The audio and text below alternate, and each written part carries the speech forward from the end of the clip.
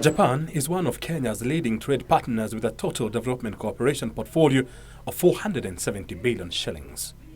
Japan is currently undertaking various infrastructural projects in the country, key among them the multi-billion shillings expansion of the port of Mombasa, Mwea irrigation scheme and the reconstruction of Gong Road.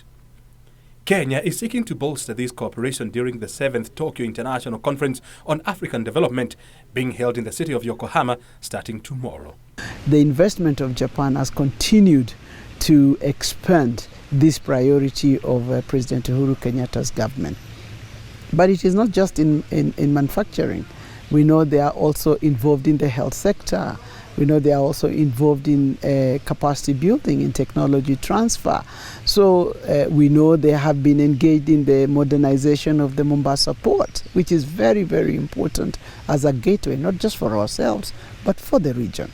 So they have been involved in renewable energy, you know, and there's a lot of discussion about them expanding off-grid production of renewable green energy. Foreign Affairs Cabinet Secretary Monica Juma says Kenya will be pitching projects under the Big Four agenda, especially housing and manufacturing, where Japan is leading global player.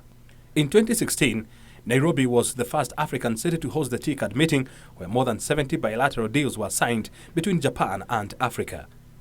Juma says there are a lot of conversations around tripartite agreements where a number of negotiations are ongoing for joint investments between Kenya, Japan and India in terms of creating specialized Medicare centers. One of the things that is going to happen in Yokohama is a review of the progress. How far have we come?